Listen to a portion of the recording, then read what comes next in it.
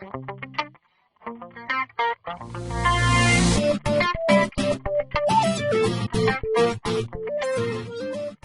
you can switch user account control off, though if you're a home user, I don't know why you'd want to do that. In my opinion, it's worth having these alerts if it means having that extra level of protection. Plus, there's something reassuring about seeing these messages appear whenever you're accessing important settings on your computer. For IT professionals though, they may want to switch user account control off temporarily, particularly if they're doing some administrative tasks on the machine that are going to cause these alerts to appear. But even if they switch them off temporarily, if they really want to protect their computer, they'll make sure that they switch them back on again afterward. Now here I'm going to show you how to change the settings for user account control and indeed how to switch it off. But again, if you're a home user watching this, I would advise you not to do this. Put up with the alerts for that protection. Now to change the settings for it, you click on the Start button here, and in the search field there you'd put UAC, short for User Account Control. After a while you'll see it searches for the link and the link will appear, and when you click on that link it will then open the window for the user account control setting. Once the window appears, you can see that you've got a slider there that allows you to change the settings. At the moment with the recommended settings, if I was to pull that slider down, then I've got a not recommended information message there because that switches it off altogether. Now I'm going to put it back up and I'm just going to cancel this. But again, I would advise you to keep user account control on. Now we talked earlier about malware and viruses and the trouble that they can cause. So it makes sense to have some kind of software on your computer that prevents intrusion of malware and viruses. Now there's many packages on the market that do exactly the same thing. Here I'm using Symantec Endpoint Protection. Symantec is the company name now of what used to be Norton. Now Symantec Endpoint Protection has got several things built into the one package. It's an antivirus program, an anti-spyware program, and it's got a built-in firewall as well. Now you can choose a product that gives you separate facilities. You can choose a separate firewall, a separate antivirus program, a separate anti-spyware program. As long as you choose it from a reputable vendor and make sure that the vendor supplies regular updates to protect your system. Now there is another product on the market. It's actually free. You get it from Microsoft. It's called Microsoft Security Essentials. You can download it from Microsoft, so I'll launch the browser just now and we'll go to the Microsoft site and I'll show you exactly where to get it from.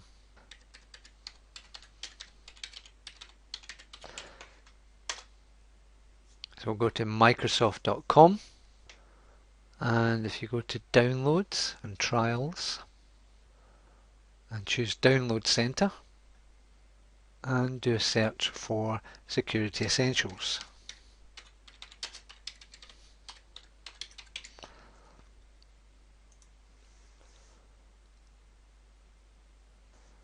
You'll see here that you can download Microsoft Security Essentials.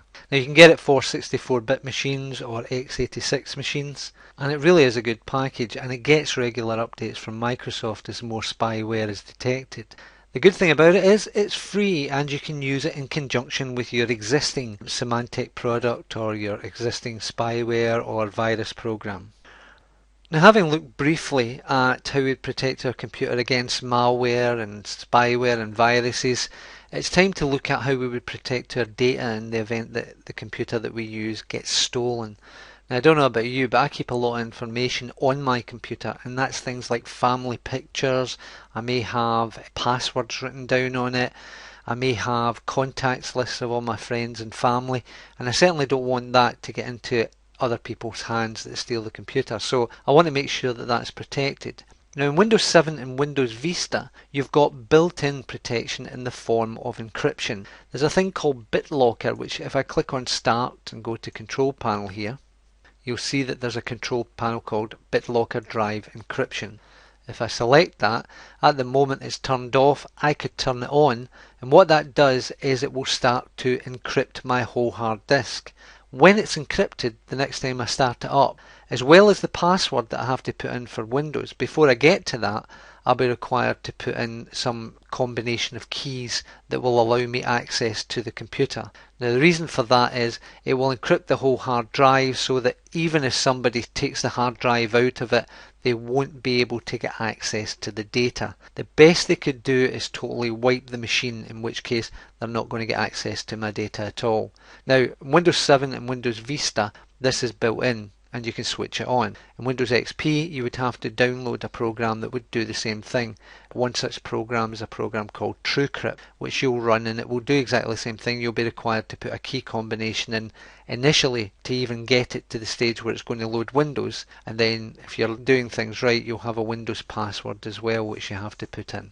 So encryption's a good way of protecting your whole hard drive. If you're using the NTFS file system, which you do in Windows Vista and Windows 7, and the way to find out that you're doing that is if you double click on the computer icon and find your C drive and look at the properties of it, you'll see there it's formatted to NTFS. Now that's quite good because that allows you to protect individual folders or files by just encrypting them. And the way you would do that, if I just open up the C drive and I'll pick a folder to do that with. Here we go, we'll use our links folder. If I select it, right click over it and choose properties, and in the general tab click the advanced button, you'll see there's a checkbox that allows me to encrypt contents to secure data.